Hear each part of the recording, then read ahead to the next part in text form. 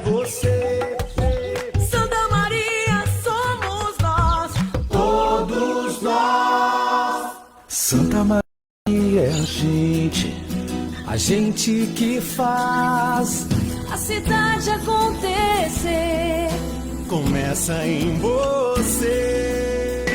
Você que sonha e acredita, você que luta e realiza, você que busca um futuro melhor. Santa Maria sou eu, É você, somos nós.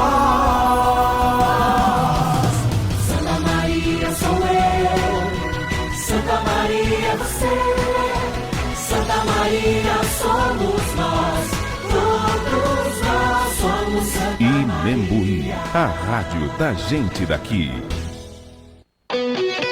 Venha para as avenidas Ângelo Bolson e Elvio Basso, o caminho do progresso em Santa Maria. Aqui você encontra tudo o que você precisa. Apoio...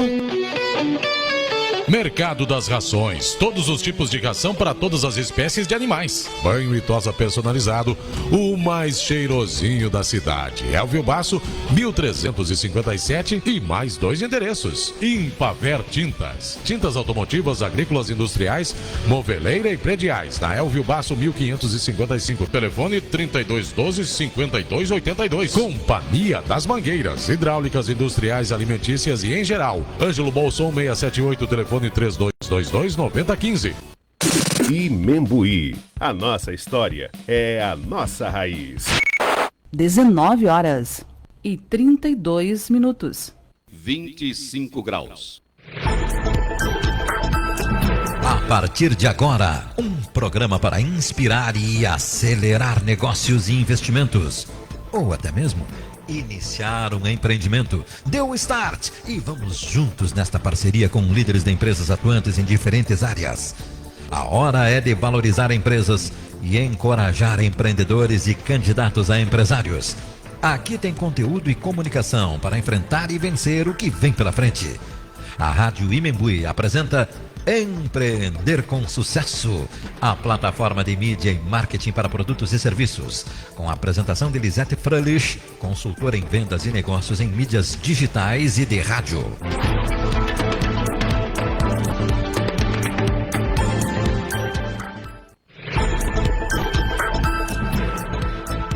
Olá, muito boa noite. E estamos chegando para mais uma edição do Empreender com Sucesso. Hoje, quinta-feira, semana passando muito rápido, porque tivemos aí o feriado na segunda-feira. Amanhã já é sexta-feira e olha, já se vai aí a primeira semana aí do mês de janeiro, né? Muito rápido. E nós queremos agradecer a todos vocês que estão sempre conosco, participando conosco, mandando seu recadinho e também os nossos parceiros patrocinadores. Lembrando que nós já estamos ao vivo no Facebook da Rádio Imembuí. É só você acessar Facebook, Rádio Imembuí, que você já vai poder nos acompanhar. Daqui a pouquinho mais, Empreender com Sucesso, Lisete Fröhlich, também no YouTube, Empreender com Sucesso Oficial. Lá no YouTube, você coloca lá dá o joinha se você gostou aí do nosso conteúdo e também se inscreve para o nosso conteúdo, Empreender com Sucesso Oficial, o nosso YouTube.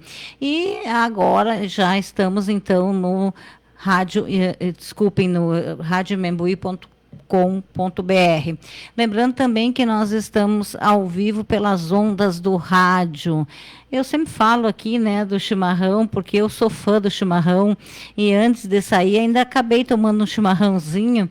Então, pega o seu chimarrão e nos acompanha. Pode ser pelo rádio, pode ser por outra plataforma, né? Mas eu tenho certeza que muita gente acompanha pelo rádio. E tenho ficado muito feliz até, quero fazer uma pesquisa, porque aonde eu vou, as pessoas me dizem, eu acompanho pelo rádio, eu acompanho por tal canal, e muitas vezes é pelo rádio, e as pessoas diziam que o rádio não ia sobreviver, né? Então já temos aí uma prova que o rádio está cada vez mais forte.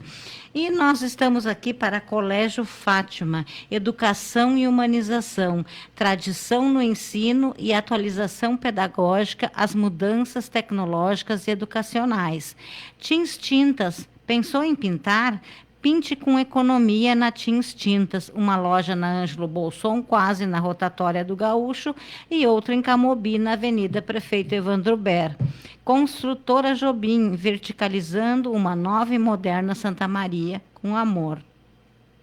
Universidade Franciscana. Inscreva-se na especialização da Universidade Franciscana e qualifique o seu currículo profissional.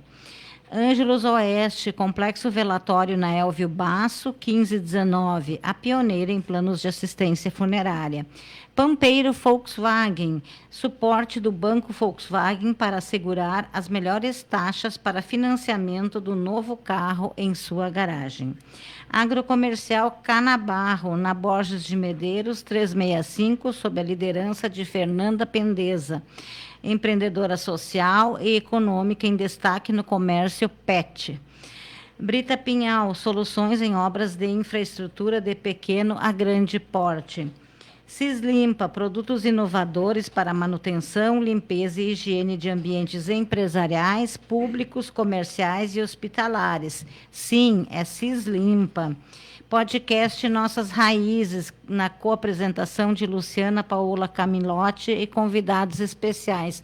Ontem nós fizemos o podcast, mas foi apenas pelo rádio, estávamos com problema na nossa live, mas a Luciana participou, né, da cidade de onde ela está, de férias, mas foi bacana aí o programa. Saúde protege, medicina do trabalho por completo. Podcast Brasil de Fato, com Carlos Flávio Barbosa, o CF e o Rodrigo Silva Jardim. E o cara conhecido, né, que dá as entrevistas, né, sobre os morcegos também, ele que é veterinário, e nos últimos dias já apareceu 2 vezes, né, tá famoso aqui o programa com os nossos convidados aqui. Ser Luz, Engenharia e Arquitetura Criativa, soluções em projetos inovadores e a resistência do aço na forma e no traço. Ser Luz no Distrito Industrial. Nutricionista Letícia Monfardini. Atendimento nutricional diferenciado. Agende sua consulta no WhatsApp 981-000267. A minha Nutri. Hoje eu estive lá com ela, né? Então, gente, vale muito a pena. Temos mais pessoas aqui da Rádio Membuí que já aderiram a Letícia Monfardini. Purifique, água purificada, verão mais leve e saudável, com muita água e energia da Purifique. Na Floriano e em Camobi, na rodovia Prefeito Evandro Ber. Para quem reprovou na escola, ainda tem recuperação. No Colégio Marco Polo tem progressão parcial. O aluno avança para o ano seguinte e leva junto 4 componentes curriculares para recuperar. Avance com Marco Polo Colégio. Bom, e então já estamos aí com o nosso convidado na linha, mas antes de nós conversarmos com o nosso convidado, eu quero dar uma boa noite para o Eliezer Vitor, aí, o nosso cara aí que cuida dessa nave mãe aqui, e também aí Carlos Flávio Barbosa, boa noite, bem-vindo. Muito boa noite, Lisete. Prazer estar aqui com você todas as quintas-feiras. Nosso querido Eliezer, porque a gente tem tratado ele com muito carinho, porque ele pode nos derrubar aqui a hora que quiser, né? Claro. Essa nave, ele é o dirigente da nave lá, né? Ele que está no comando. Vai que ele se distrai, Lisete. Exatamente. Então, queremos agradecer a você, sempre o carinho, os comentários, porque agora o pessoal fala muito nos 3C no YouTube, né? Uhum. Curta, comente e compartilhe. 3C, né? É verdade. Então, assim, ó, queremos também mandar um abraço, um beijo, né, um abraço caloroso ao Rodrigo, que não pode estar aqui conosco. Verdade. Ele está resolvendo um problema de saúde na família em Porto Alegre. E ele deixou um abraço a todos, inclusive ao nosso convidado, o doutor Rinaldo, né? para que, então, pedimos que ele tenha e possa, juntamente com seus familiares, ter as melhores respostas possíveis e que Deus o acompanhe. Perfeito, exatamente. Eu também quero fazer o meu registro aí. Rodrigo é uma pessoa fantástica, né? Nosso parceiro aqui de mesa nas quintas-feiras e com certeza, Rodrigo, vai dar tudo certo. A gente sempre tem que ter a nossa fé. Bom, já estamos com o nosso convidado na linha. Eu quero chegar dando boa noite para ele, Rinaldo Penteado. Boa noite, bem-vindo. Boa noite, Lisete. Uma satisfação muito grande estar participando do programa, nessa Rádio Membuí, da cidade de Santa Maria, uma cidade que eu tenho um carinho imenso. Fiz a minha formação em Direito na Universidade Federal de Santa Maria, sou da região, sou ali de São Cepé. Boa noite ao Carlos Flávio, que está conosco. Agradecer a gentileza do convite para participar do programa e mandar um abraço especial ao Rodrigo também, que com certeza vai precisar das nossas boas vibrações e que tudo vai dar certo, tudo vai se resolver da melhor maneira possível. Sabe que eu fiquei muito feliz quando o Carlos Flávio veio com a pauta, porque eu sempre gosto também de a gente trazer pessoas que são da nossa região, né? Eu fui lá pesquisar e vi que realmente você formou na Universidade Federal, né?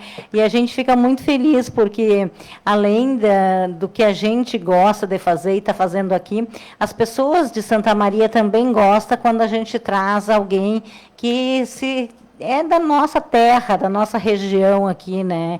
Então, bem-vindo aqui ao Empreender com Sucesso. Mas, como o Carlos Flávio que fez o convite, eu vou deixar a primeira pergunta para ele. Aí. Não, só vou dar essa pequena chance para ele. Rinaldo, né, eu vou chamar de Rinaldo, não vou chamar de doutor Rinaldo, porque nós já somos já amigos e tal. É um prazer tê-lo aqui, agradecemos imensamente. Assim, eu gostaria que tu te apresentasse mais alargadamente do que fez já a Lisete, dizendo aonde tu estás, qual é teu trabalho e por quê, de que maneira você entrou em contato com essa temática, né, da ideologização no ensino, porque eu acredito que hoje vai ter muita participação, Rinaldo, dos nossos, o Rodrigo chega a chamar até de internautas, porque hoje tu é ouvinte, tu é telespectador e também tem a parte, né, dos comentários na rede social. Então, a pergunta é essa, como você entrou em contato com este tema? Tá, vamos lá, vamos fazer uma breve retomada. Eu sou advogado, como disse, me formei em Santa Maria, e desde o início da nossa formação, a gente acaba tendo contato com esse tema sem saber. Depois que a gente começa a estudar isso de uma forma mais aprofundada, a gente percebe que já na escola, e isso eu estou falando dos anos 80, anos 90, na própria universidade existia numa medida muito menor do que hoje se apresenta, mas isso já vinha numa crescente. Mas o meu ativismo em educação, a gente sempre deu um valor muito grande à educação na nossa família, tanto meu pai quanto a minha mãe. Eu sou o primeiro da minha família que colou grau no curso superior. Meu pai é brigadiano, minha mãe é dona de casa, mas eles sempre tiveram muito presente esse valor da educação. Então isso sempre foi algo que a gente teve uma aderência muito grande, uma valorização muito grande lá em casa. E com o passar do tempo, vieram agora mais recentemente, aconteceu a pandemia, nós nos organizamos num grupo de pais e mães para buscar a reabertura das escolas, um projeto que ficou conhecido como Lugar de Criança na Escola.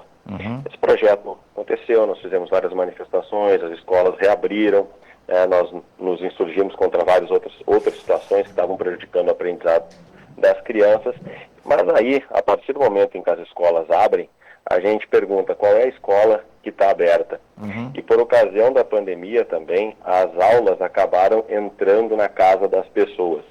E os pais puderam ver o que estava sendo lecionado para os seus filhos, ainda que de modo remoto, para aqueles que tinham acesso, muitas pessoas nem a esse recurso tinham acesso, mas a gente começou a ver que a situação era uma situação bem mais preocupante. O que está sendo lecionado na escola, quais são os currículos, como estão esses currículos, quais são as influências que estão recebendo os conteúdos que hoje são ministrados. A gente lá em casa sempre teve um olhar muito atento, né? Minha esposa é pedagoga, meus 2 filhos são estudantes dedicados, são grandes leitores, gostam muito de ler, né? A gente tem uma boa biblioteca lá também por causa deles, e a gente sempre acompanhou o material didático, mas essa questão da ideologização no ensino marcada, muito forte, a gente acabou se debruçando nesse contexto da pandemia e no pós-pandemia. Aí surge a Associação de Pais pela Escola Livre de Doutrinação, e a gente entra nessa associação. Eu e minha esposa, como eu disse, ela é pedagoga, conheci pessoas como o Carlos Flávio, como o Rodrigo, muitos estudiosos que estão acompanhando esse tema, e é nesse contexto que a gente acaba tendo esse contato mais profundo, e aí passa a se debruçar ao estudo, tanto do ponto de vista pedagógico, quanto do ponto de vista jurídico. Ok. Zete. Não, perfeito, eu estava ouvindo, né, e todo o teu histórico, e acho que é importante todas essas reuniões e esses assuntos que vocês colocaram, até porque eu já tenho meus filhos adultos, né? Já tenho a sua vida estruturada, dão aula na universidade os 2, então já, né? Mas eu sempre me preocupo com os menores, os mais jovens, né? Então, eu acho que é extremamente importante quando os pais param um pouco para fazer uma análise. E como que tu vê isso hoje, por exemplo, esse trabalho de vocês perante a sociedade? Ele é um trabalho totalmente voluntário. Essa associação é uma associação que reuniu pessoas dos mais diversos setores, e a gente vem atuar numa demanda, porque são várias denúncias, vários relatos que nos chegam, alguns com registro, até mesmo registro por vídeo, registros de áudio, outros sem registro, tem vários casos acontecendo. É importante a gente fazer o registro também de que nós temos professores conosco, dirigentes de escola, né, pessoas que atuam na faculdade de educação, nas faculdades de pedagogia, né, estudiosos que também são professores, porque um erro que se comete, né, muito comumente é o erro da generalização, não tem um discernimento. Eu acredito que nós temos muitos professores muito bons, muito comprometidos, cientes da sua missão de levar aprendizado, de levar cultura, de alcançar instrumentos para que as pessoas possam se desenvolver nas chamadas ferramentas da aprendizagem, mas infelizmente ainda tem um número representativo que está fazendo essa ideologização muito marcada, principalmente no aspecto político de extrema esquerda. A gente vê os conteúdos, que foram os currículos, melhor dizendo, que foram sendo gradativamente, né, encharcados de discurso político ideológico e, por outro lado, esvaziados de ferramentas que davam mesmo uma aprendizagem. E isso existe hoje um clamor na sociedade. Se nós formos acompanhar os resultados dos programas de avaliação, por exemplo, recentemente saiu o resultado do PISA, né, Carlos Flávio? Sim. E a gente viu os números, as posições que o Brasil ocupa. Menos de 1/3 dos estudantes brasileiros saem do ensino médio com os conhecimentos básicos em matemática. E a gente não está falando dos conhecimentos avançados, a gente está falando do básico.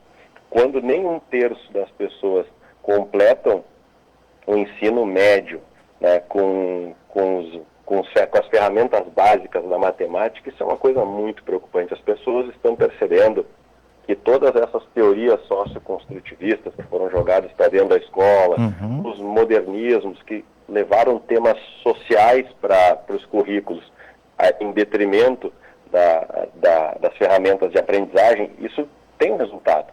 E a gente vê hoje muitos jovens despreparados, né, jovens que não conseguem produzir, interpretar um texto. A gente tem uma realidade que é o que está se chamando popularmente de geração nem-nem, é aquela geração que nem estuda, nem trabalha. Exato. Não trabalha porque não consegue se colocar no mercado, não estuda porque não consegue avançar nos estudos ou até mesmo abandonou a escola. Então, os fatos fizeram com que a sociedade procurasse se organizar para tratar desses fenômenos, né, e buscar soluções. E disso surgiram várias iniciativas. Essa Associação de Pais pela Escola Livre é uma delas. Existe hoje uma frente parlamentar na Assembleia Legislativa para discutir isso, para discutir esse tema da doutrinação no contexto do ensino, da doutrinação ideológica no ensino.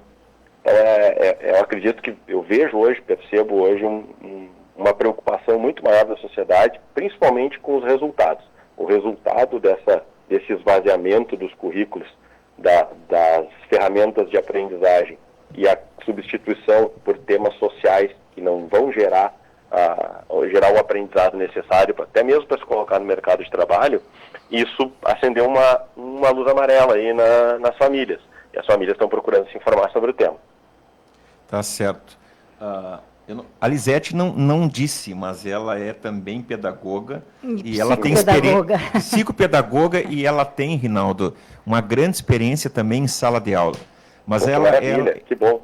E ela é pluri. Não dá para falar o currículo dela, senão nós vamos ficar aqui também uma semana inteira e não hoje. Acaba o programa e a gente não acabou. E não acabou o currículo da Lisete. Exagero. Eu só quero fazer um comentário a respeito do que o nosso convidado falou. Eu, como trabalho aqui na rádio, né, todos os dias, meu programa é o único no Brasil que tem aí 2 horas de empreendedorismo por dia, eu digo, mas é noite, na verdade, né? A universidade fez uma pesquisa, enfim. Então, eu estou sempre pesquisando o que tem também sobre informação, sobre mídia, porque eu também trabalho com mídia. E há poucos dias atrás, o que me chamou a atenção, que tu falou da geração nem, eu estou em casa e resolvi ligar a TV para ver o que tinha de mídia. E olha só, eu fiquei chocada. Uma concessionária, não vou citar qual, pegou um carro para sortear num determinado programa. E o apresentador pegou uma pessoa na plateia e disse: o carro é seu. E aí ele não acreditou, mas chegando lá embaixo, ele perguntou: o que você faz? Ele não respondeu. Aí ele perguntou: você estuda? Não. Você trabalha? Não. Eu acho que a concessionária queria pegar o carro de volta, porque não é possível dar um carro e a pessoa não fazer nada. Imagina o que vai ser agora se a pessoa não estuda e não trabalha. Exatamente. Pode falar, Carlos Flávio. Não, tá, senhora. Fala, Carlos. Rinaldo, assim, bom, tu já conseguiste fazer uma síntese muito grande daquilo que eu elaborei algumas questões, né, justamente para que eu tivesse uma melhor disciplina, porque é um tema muito amplo, muito complexo, como nós temos discutido ao longo das reuniões. E tu já abordaste grande parte. Mas uma das coisas extremamente interessantes que é aquela história. Quando se fala nesse tema, Rinaldo, é muito comum um outro lado, ou a própria, infelizmente se falou de mídia aqui, né, nós temos uma mídia chamada mainstream, muito comprometida. E tu já colocou uma coisa, a pergunta é mito ou realidade? E você já disse, é realidade. E mesmo assim, como advogado, tu teria alguns exemplos que tu poderia nos dar? Claro que a gente sempre sabe, vai salvaguardar as fontes, etc. Mas exemplos concretos, porque quem nos ouve, quem nos vê, diz assim, tá, mas o que tem de concretude? Que tipo de queixa, que materialidade teria no direito? Não, excelente. Sobre esse tema, né, se é mito ou realidade...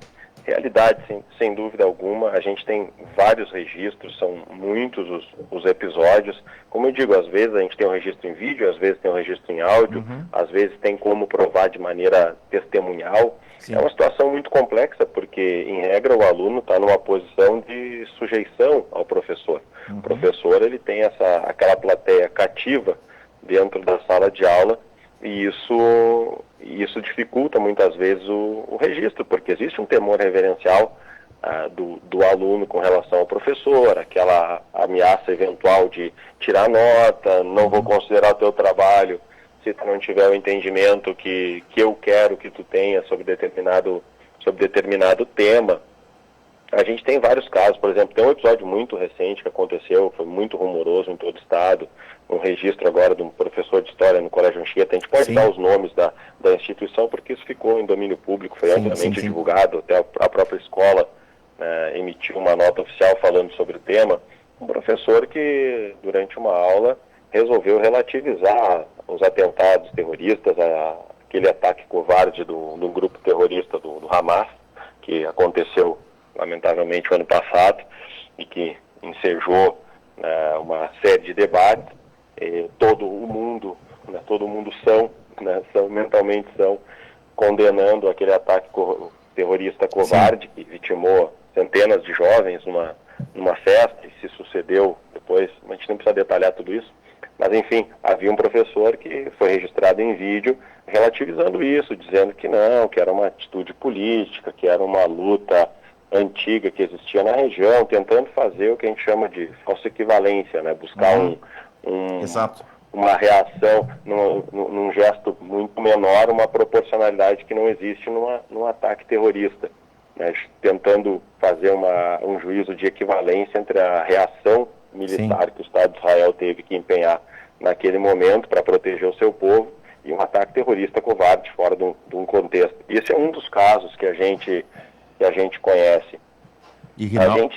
Oi, pode falar. Não, desculpa te cortar, mas assim, que é muito importante essa tua abordagem, e para dar o grau de dimensão do que tu estás falando, desse exemplo do Anchieta, é que agora, ontem ficamos sabendo que a reitora, a presidente de Harvard, pediu demissão, justamente num depoimento que me parece no Congresso, ela ter sido extremamente dispersiva e irresponsabilidade quando ela foi questionada qual era a atitude institucional frente aos casos que estão acontecendo, né, até mesmo que redundariam em violência contra judeus.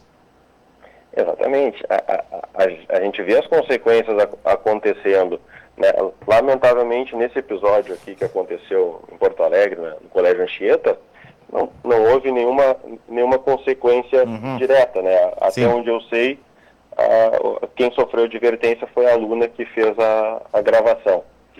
Então, a gente vê a dimensão do problema e do quanto as crianças estão expostas, principalmente as crianças e os adolescentes, e o quanto é importante a gente ter a possibilidade de fazer o registro. Fazer o registro disso. A gente tem uma cultura de cancelamento muito forte, né? A gente está vendo aí o poder das redes e toda a influência que as redes têm nas pessoas, e esses recentes episódios envolvendo uma página aí de fofocas na internet com milhões de seguidores, lá o tal do Choquei. É surreal que uma página de fofoca tenha quase 60 milhões de seguidores, né, Lisete e Carlos? Sim. Então a gente vê o quanto essa questão cultural, quanto essa questão formativa foi esquecida quando uma página como essa tem 60 milhões de seguidores, e muitas vezes, né, páginas que têm conteúdo informativo, conteúdo formativo, né, de boas fontes, acabam não tendo. A gente vê grandes autores, grandes pensadores que não têm tantos seguidores quanto essas páginas. Com certeza. E isso puxou um fio também muito maior que está sendo discutido agora, dessas grandes redes de promoção, e uma janelinha disso tudo é essa cultura de cancelamento. Se um determinado aluno não se enquadra naquele padrão que é esperado por um determinado grupo de ativismo político e ideológico, esse aluno começa a ser perseguido, começa a ser cancelado, começa a sofrer o bullying, cyberbullying, e isso precisa de um remédio jurídico. Isso dá sim para buscar uma responsabilização da instituição e também das famílias, né? Das famílias que são responsáveis, no caso, se forem menores que estiverem fazendo esse tipo de atitude. São várias as nuances desse tema, né, que podem sim causar grandes prejuízos, levar a depressão, ansiedade. Essa questão social, principalmente nos jovens, ela é muito forte, né? Então a gente tem um ativismo, esse ativismo político-ideológico de grupos que dizem representar minorias, acabam por emparedar essas pessoas e levar a muito sofrimento, sim. Então a gente tem que ter muito cuidado, e os pais têm que estar muito atentos. Os pais têm que estar muito atentos, acompanhar o dia a dia, toda vez que o filho chega da escola, perguntar o que tu aprendeu hoje, aconteceu alguma coisa que te incomodou, qual foi a coisa mais importante que aconteceu contigo na escola hoje. A gente tem que ter esse cuidado. Eu quero aproveitar e fazer uns registros. A gente está com bastante gente na live, mas eu quero mandar um abraço para o Márcio Alberto Ruschel, ele que é de Bento Gonçalves, lá na Serra Gaúcha, e está nos acompanhando. Um abraço para ele.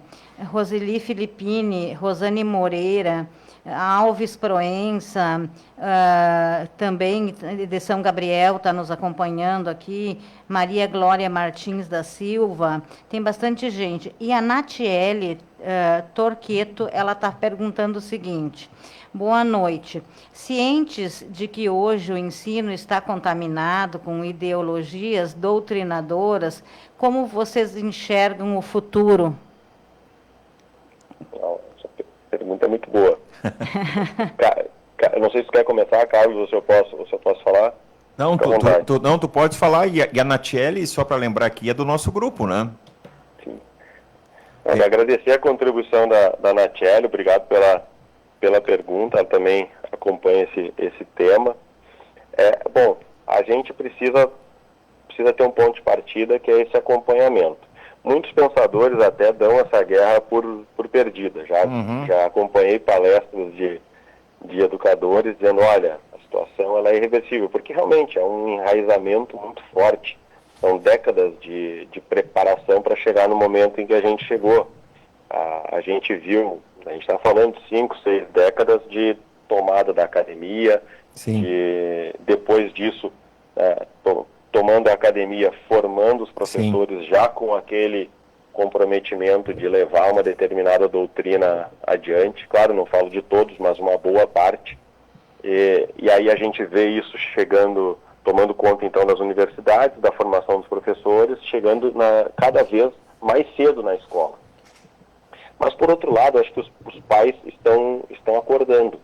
E a gente tem que ficar cada vez mais vigilante, como eu estava falando, buscar o controle desse material, levar até a escola as reclamações, as inquietações, as discordâncias da família com uma determinada linha de pensamento. Isso é importante. Sim. E no caso de não haver uma boa receptividade da escola, aí sim, a gente pode buscar o Conselho Tutelar, a gente pode buscar o Ministério Público, quem pode, né, vai procurar um advogado, vai procurar a Defensoria Pública se houver a necessidade de manejar uma ação que o Ministério Público não tem atribuição para fazer.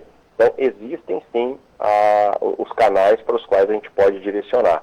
E, de outro lado, a gente ter esse cuidado com a formação dos nossos filhos, buscar complementar, buscar esclarecer. Então, a gente tem, e essa pergunta, ela nos leva a várias outros raciocínios. Veja bem, a gente está aqui participando do programa que promove o empreendedorismo. Na verdade, essa força do empreendedor, essa força da geração de emprego e renda, e isso é uma das coisas hoje mais demonizadas nas escolas. A gente vê a figura do empreendedor sendo constantemente atacada. É só pegar as últimas provas do Enem, por exemplo, o empresário sempre aparece como malvado, aquele cara que quer explorar as pessoas, que quer o lucro a qualquer custo, e se esquece do quanto é fundamental para o desenvolvimento da sociedade o empreendedorismo e a inovação. Toda vez que se fala em inserir, por exemplo, cadeiras ou conteúdo de empreendedorismo, de técnicas comerciais que já foram lecionadas outrora e foram retiradas dos currículos, há uma resistência muito grande por parte da esquerda, da extrema esquerda.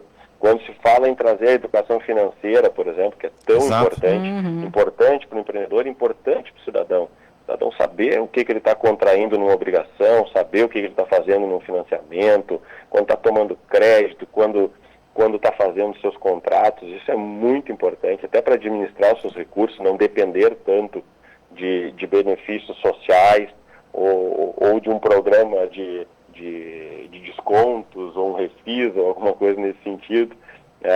E quanto é importante a educação financeira para isso, a gente vê também aquela resistência da esquerda. Então, são várias as nuances desse tema. Outra resistência muito grande que existe é o homeschooling, por exemplo. Há um discurso dizendo que o homeschooling vai acabar com as escolas. Isso é completamente arrazoado. Fala isso quem quer assustar as pessoas, quem quer levar desinformação. O homeschooling, na verdade, nada mais é do que o ensino domiciliar. Quem de nós não complementou, tendo a possibilidade, quem não complementou a formação do filho com um curso de inglês, com um curso de informática, com um instrumento musical, né? E além disso, além de ser uma complementação da formação, pode ser uma grande oportunidade até mesmo para os professores. Mas entidades sindicais e partidos políticos dominados pela esquerda querem esconder isso, inclusive dos professores. Rinaldo... Eles não querem que o professor possa ter essa oportunidade. Pode falar, Carlos. Olha só, mais uma vez te peço desculpas, mas também é uma provocação.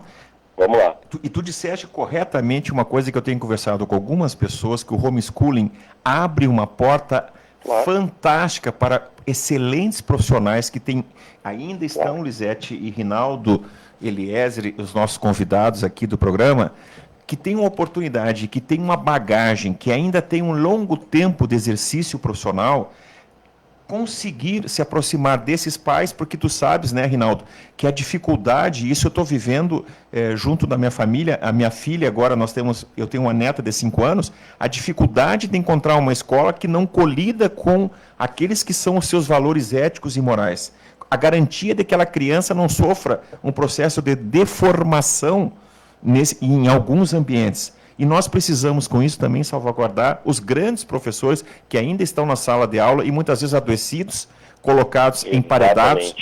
E eu me lembrei de 2 figuras aqui, que aí depois tu dá continuidade, que, né, muito famosas, conhecidas, uma delas muito famosa no Brasil, que é o professor Ricardo Felício, que foi nosso convidado aqui, também excelente palestrante e entrevistado. Ele acabou sendo expulso praticamente da USP, né, porque sofreu todo tipo de violência de toda ordem. E o Jordan Peterson, né, que no Canadá, quando começou a perceber que algumas regras que estavam tentando se impor, como o uso de pronomes neutros, entre outros, fez com que um professor que apenas ficava dentro da sala de aula ganhou vida no mundo inteiro, sendo considerado hoje um dos grandes pensadores. O que tu diria? E aí, o que tu nos diria sobre isso? Essa questão do homeschooling, com certeza, ela é uma grande oportunidade. Primeiro porque o homeschooling não vai ser uma obrigatoriedade, ele é uma faculdade. Vai fazer quem quiser e vai fazer quem puder fazer, né, quem tiver acesso. Então, se confunde muito, olha, vai acabar com a escola, vai acabar com a oportunidade do professor. É exatamente o contrário. Outra coisa, tem gente que não consegue frequentar a escola por uma questão clínica, seja permanente ou até transitória. Por exemplo, a pessoa sofre um grave acidente, não consegue ir até a escola, essa pessoa precisa ter a sua formação mantida, continuada, e hoje na legislação brasileira a gente não tem isso na legislação federal. Muitas foram as legislações municipais e estaduais sobre esse tema que acabaram sendo anuladas por conta de um vício de origem. Isso é competência originária do ente federal. A existência da modalidade do homeschooling, ela precisa ser regulada por lei federal. Depois ela pode ser regulamentada por lei estadual e por lei municipal, mas ela precisa estar em lei federal. Existe um projeto de lei que está tramitando no Senado. Recentemente houve uma audiência pública tratando desse tema do homeschooling, né, mostrando os números. O universo de pessoas que optam pelo homeschooling, onde ele é uma possibilidade, volto a dizer, uma possibilidade e não uma obrigatoriedade, ele é ínfimo, ele é menor do que 0,5%. E se abre um mercado para que esses professores vão dar aula, porque é o seguinte, se eu decido, olha, eu vou complementar a formação do meu filho, ou eu vou fazer parte da formação do meu filho em casa para manter essa questão dos valores, que isso é a maior ameaça que a gente tem, a gente pode falar sobre isso em seguida, mas se eu decido fazer e eu não tenho conhecimento, por exemplo, de artes, conhecimento profundo de artes, eu quero que meu filho tenha conhecimento sobre isso. Eu não tenho conhecimento profundo de matemática financeira, eu quero que meu filho conheça sobre isso. O que eu vou fazer? Eu vou contratar um professor. Né? Como era, isso não é, a gente não está falando de uma grande novidade, a gente está dizendo de algo que já foi realidade, né, na história da humanidade e que deu certo. E que não acabou com a escola, pelo contrário, né? As escolas continuam crescendo, continuam tendo seu espaço, vão ter a sua garantia de manutenção, mas se abre um novo leque de oportunidades para os professores e também uma nova possibilidade, aí legalmente falando, para as famílias que quiserem, que puderem adotar esse sistema. Muitas vezes esse sistema é uma necessidade. Como eu disse, tem gente que, há pessoas que, por N situações, não conseguem frequentar a escola. E essas pessoas hoje, elas estão numa clandestinidade, digamos assim, do ponto de vista formal da sua educação, porque elas precisam estar vinculadas a uma escola, mas não estão frequentando. Então, e hoje na legislação não existe a educação domiciliar no Brasil. Exato. Perfeito. Temos mais recados aqui, tem mais uma pergunta aqui também. A doutora Lourdinha Pinto Trindade está dizendo: excelente assunto, muito importante e preocupante, mas não podemos desistir. A doutora Lourdinha, ela é médica e também presidente do Rio Grandense aqui de Santa Maria. Que legal. O Eduardo Schiffelbein está mandando um abraço para a gente. Tem gente aqui, José Ernesto Coronel Fernandes, professores são todos da esquerda. Gelson Caldeira está mandando também seu recadinho. Hamilton da Rosa Oliveira nos mandando um abraço, diz que é de Santa Maria. José Ernesto Coronel Fernandes, o futuro é negro. Tem muitos recados, mas uma pergunta que nós temos aqui da Cris. Cris, boa noite. Uma pergunta. Seguindo a temática da responsabilização legal, da intimidação ao aluno, quanto à ameaça, quando a ameaça é velada, por tradição do tirar nota. Quando é clara, fica mais fácil de agir. Ela pergunta se quando é clara, se fica mais fácil de agir essa... Sem dúvida. Sem dúvida, quanto mais evidente for a situação, né, mais fácil fica de tratar o problema. Mas existem também formas insidiosas. A gente conhece vários relatos por exemplo, professor, já aconteceu, a gente vai manter o sigilo, mas já nos chegou relatos do professor dizer, e o trabalho que tu não me entregou?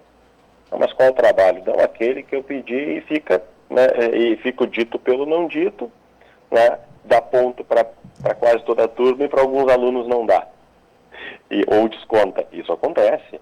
Né? A gente sabe que acontece formas insidiosas, ou de marcar, não avisar de determinadas atividades, exigir, hoje eu vou verificar o caderno, hoje tem que trazer tal livro, tal tarefa tem que estar pronta até tal página, isso não ter sido avisado. São várias as formas que isso pode acontecer. Quanto mais evidente, melhor. Mas o importante é que as famílias façam esse acompanhamento. Por décadas, aí, a família vem sendo paulatinamente afastada do convívio escolar. Pode ver que isso vem acontecendo com frequência. Muitas escolas hoje não tem mais o Dia dos Pais, não tem mais o Dia das Mães, unificaram uma data, o pai e a mãe não participam mais tanto da vida escolar. O presépio esvaziado. Exatamente. Tem vários símbolos, né? A gente vê muitas vezes uma escola trabalhando fortemente uma data como Halloween, por exemplo, mas não fala nada da Páscoa e não fala nada do Natal. Exatamente. Então a gente tem que estar atento a essas coisas. O processo de aprendizagem, a educação como um todo, ela vai funcionar como se fosse um triângulo, assim. A escola, o aluno, mas a base desse triângulo é a família. Quanto mais a família for atenta, quanto mais a família for participativa, maior é a chance de sucesso nessa caminhada. Então, o grande segredo está nisso, está na participação da família. Muito embora algumas escolas tenham colocado alguns obstáculos, a gente vê outra coisa que caiu, que a gente não vê mais, nos círculos de pais e mestres. Sim. Verdade. Quase não tem mais. Por que quase não tem mais? É porque as famílias, de um lado, pararam de se envolver, ou de outro lado também as escolas pararam de incentivar. Olha, eu não quero tantos pais aqui dentro. Então a gente tem que estar atento. Quanto mais a família estiver próximo, mais fácil de identificar alguma coisa, porque as crianças e os adolescentes, eles nos dão sinais de que os problemas estão acontecendo. E não é só essa questão da perseguição, do bullying. A gente tem que acompanhar também a questão dos conteúdos. A gente tem que acompanhar o que está sendo ensinado. Se o meu filho está recebendo os instrumentos que ele vai precisar para se posicionar no mercado de trabalho, para se desenvolver, para conseguir as ferramentas necessárias para esse desenvolvimento. Porque é isso que é o aprendizado. O aprendizado é entregar as ferramentas. Eu costumo dar um exemplo nas palestras que a gente faz, nas oportunidades em que a gente tem de conversar sobre o tema, o exemplo da mesa, Carlos. Sim. A gente vê que de acordo com uma determinada escola, se a gente for separar as duas escolas, a escola clássica, a escola formativa, que instrumentaliza o aluno e lhe dá as ferramentas para desenvolver, né, o seu potencial, e aquela escola socioconstrutivista, ou todos esses temas sociais, os modernismos em educação, que a gente sabe que criaram várias modas, venderam muitos livros, muitos cursos, mas o resultado disso é pífio. Se a gente for comparar essas duas escolas e elas duas pedirem para os alunos construírem uma mesa, né, vão dar madeira, vão dar prego, martelo, serrote, um nível ali para saber o nível da mesa, né? Na escola clássica, a pessoa vai pegar as ferramentas, vai dizer, olha, uma mesa se constrói assim. Eu posso olhar aquela fórmula da mesa, vou botar uma mesa em pé, posso discutir uma forma mais rápida de fazer a mesa, uma forma mais eficiente, mais barata. Vou fazer uma mesa de 3 pés, de 4 pés, mas elas vão ser mesas. E eu vou conseguir construir isso. Eu posso até inovar na construção da mesa, mas eu vou usar as ferramentas porque eu as tenho. Agora, de outro lado, a gente vai ter uma escola que vai dizer, olha só, e essa madeira foi cortada de forma sustentável, essa madeira, ela se identifica mesmo como madeira? Será que mesa não é uma coisa muito opressora da família tradicional brasileira? E esse prego realmente precisa levar essa martelada para entrar na madeira? Isso não é muito violento? Né? E por que a mesa tem que ser parelha? Por que eu tenho que poder colocar as coisas e elas não vão cair em cima? Tem que discutir esse conceito opressor de mesa. Então vocês percebem claramente, é um exemplo bobo até. Tá, então eu vou fazer uma pergunta, né? Porque esse programa está empolgando muita gente, a gente está vendo aqui, ó, que é justamente isso. Eu até costumo brincar, aquela história, eu vou ficando velho, já estou com 60 anos, eu tenho em torno de 100 frases escritas, e uma delas eu provoco no fato assim, ó, a esquerda gosta muito de dizer que ela segue a ciência. Ora, se ela colocasse em prática, Rinaldo, o método científico desmascararia totalmente a esquerda ao longo da história, porque todos os movimentos, todos os países, todos os lugares, basta ver a África, é um fracasso em cima de fracasso. Né? Exatamente. Então, se você abandonaria, é o caso da mesa, é um comparado com a mesa. Aí eu quero te fazer uma pergunta que me parece muito crucial. Toda vez que se chega nesse ponto que tu estás levando, e aí vem aquela velha figura que seria uma âncora das pessoas. Não, mas o professor tem o direito de liberdade de cátedra. Liberdade de cátedra dá o direito de fazer o que quiser ou existem princípios a serem seguidos? Essa pergunta é excelente, porque é justamente nisso que as coisas esbarram, né? Bem isso, é o escudo preferido. Não, mas e a minha liberdade de cátedra? Por exemplo, a gente tem a resistência à colocação de câmeras de segurança nas salas de aula.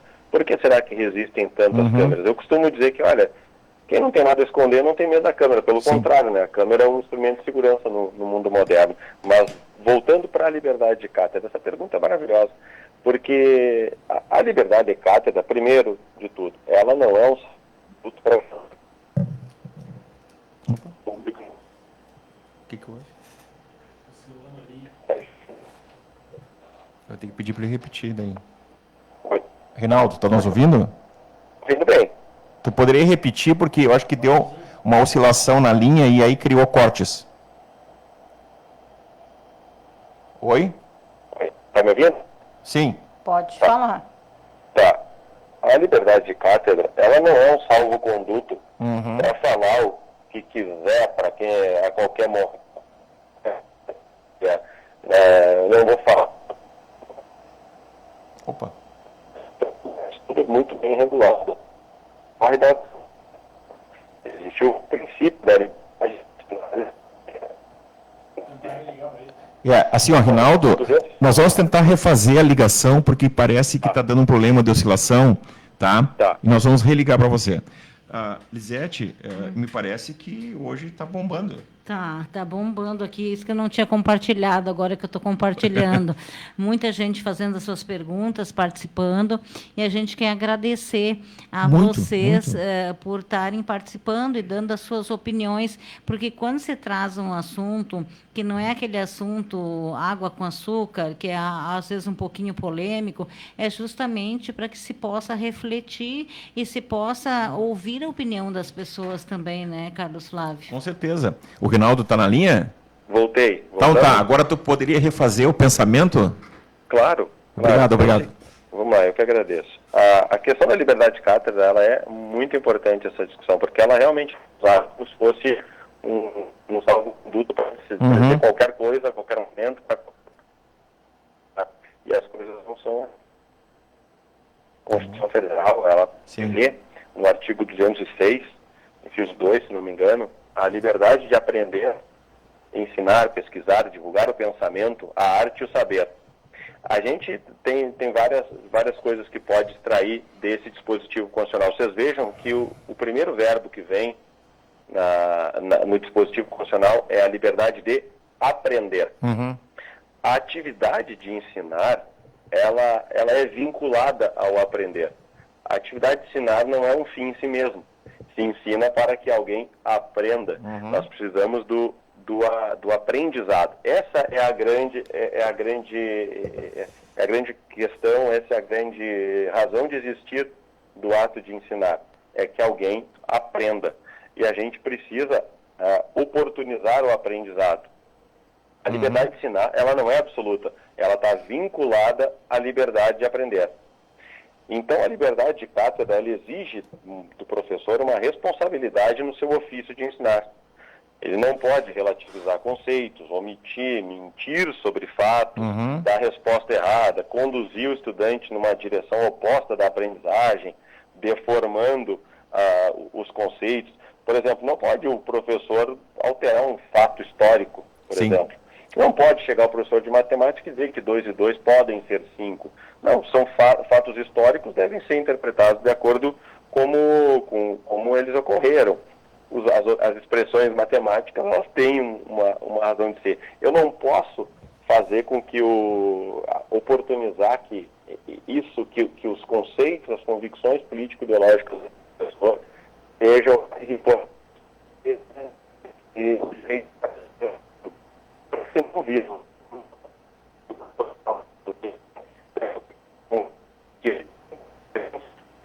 De novo está acontecendo cortes aqui, ó.